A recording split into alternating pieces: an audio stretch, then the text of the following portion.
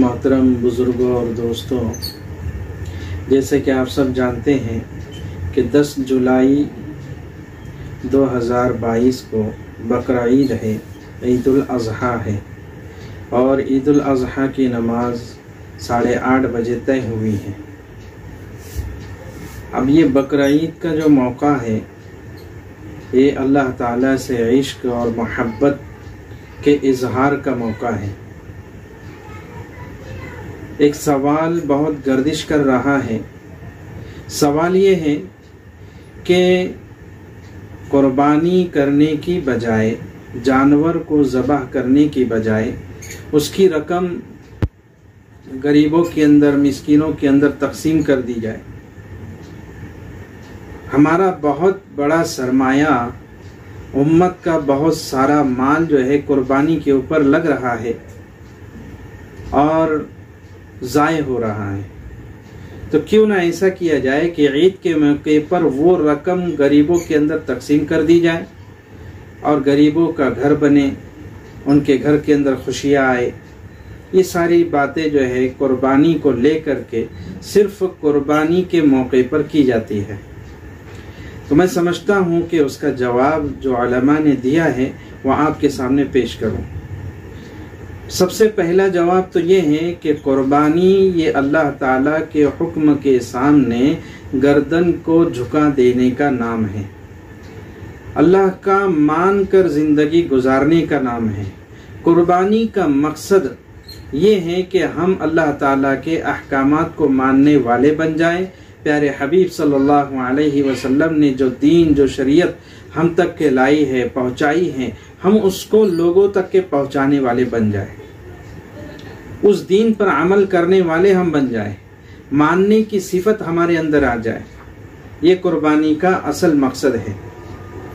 दूसरी बात मैं आप हजरात के सामने ये रख दूं कि इब्राहीम अलैहिस्सलातु वस्सलाम, जब आपको इस्माइल अलैहिस्सलाम को ज़बह करने का हुक्म हुआ तो आप चाहते तो अपनी अकल का इस्तेमाल करते हुए, अपनी अकल दौड़ाते हुए वहाँ पर ये कह सकते थे या दुआ कर सकते थे कि अल्लाह ताला इतने सालों के बाद मुझको औलाद अता हुई है, मेरी उम्र का अक्सर हिस्सा गुजर चुका, अब बुढ़ापे में यह औलाद मुझको मिली है, तो अल्लाह बजाय इसकी कुर्बानी देने के क्या उसका कोई बदल हो सकता है?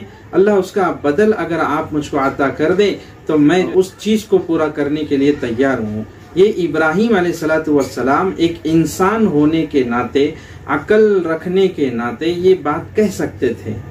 लेकिन अंबिया अलैहिमुस्सलातु वस्सलाम की तरबियत अल्लाह ताला ने ऐसी की होती है कि वो अल्लाह के हुक्मों के सामने अपनी अकल को दौड़ाने की बजाय वो अल्लाह के हुक्म के सामने अपने गर्दन को झुका देते हैं, अपने सर को जो है झुका देते हैं। अब अल्लाह के हुक्म पर वो चूं चिरा नहीं करते। क्यों, क्या नहीं करते? अपनी अक्ल के घोड़े जो है वो अल्लाह ताला के हुक्म के सामने नहीं दौड़ाते। तो कुर्बानी का सबसे पहला मकसद यही है कि जैसे इब्राहीम अलैहिस्सलातु वस्सलाम ने अल्लाह के हुक्म को पूरा करने के लिए अपने बेटे को जंगल बयाबान में लेकर के गए, फिर आपको लिटा दिया, आपके गले पर छुरी तक चलाने की आपने तैयारी कर ली और चलाई भी, लेकिन अल्लाह के हुक्म से वो छुरी चली नहीं। यहाँ पर यह भी बात समझ में आती है कि अल्लाह ताला जालिम नहीं है। अल्लाह ताला ने हजरत इब्राहीम अलैहिस्सलातु वस्सलाम के इस कुर्बानी को, आपके इस जज्बे को, आपके इस मानने की सिफत को कबूल फरमाया और एक दुम्बा वहां पर ज़बह हुआ। पहली बात तो इसका जवाब यही हुआ कि ये नफसानी ख्वाहिशात के लिए, सिर्फ गोश्त खाने के लिए या जानवर ज़बह करने के लिए कुर्बानी नहीं है। कुर्बानी असल नाम है अल्लाह ताला के हुक्म के सामने सर को झुका देने का। दूसरी बात, अल्लाह ताला ने कुरान मजीद के अंदर फरमाया, हुवल्लज़ी खलक़ लकुम मा फिल अर्ज़ि जमीअन सुम्मा इस्तवा इलस समाई फसव्वाहुन्ना सबअ समावात व हुवा बिकुल्लि शैइन अलीम। इस आयत के अंदर अल्लाह रब्बुल इज्जत फरमाते हैं कि जो कुछ जमीन में और आसमान में पैदा किया गया है, बनाया गया है, वो इंसान के लिए है। अब जब चरिंद परिंद, दरख्त और दुनिया की दीगर चीजें, ये जब अल्लाह ताला ने इंसान के लिए बनाई है, तो जाहिर सी बात है कि इंसान के बगैर इन चीजों का कोई मतलब ही नहीं है।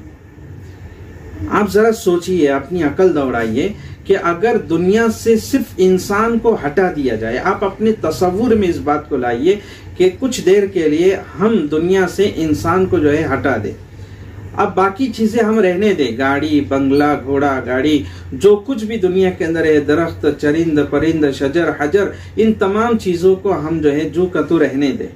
अब हम सोचें कि इंसान के बगैर इन चीजों का क्या काम है।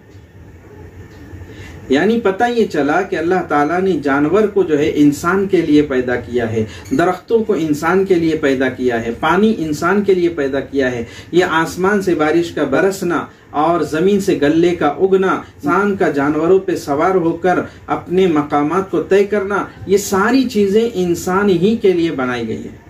ये तीसरी बात, तीसरा जवाब इसका ये है कि आज साइंस ने ये साबित कर दिया है कि दुनिया के अंदर इंसान के अलावा, जानवरों के अलावा भी बहुत सी ऐसी चीजें हैं जिनके अंदर जान है, जिनके अंदर जिंदगी है।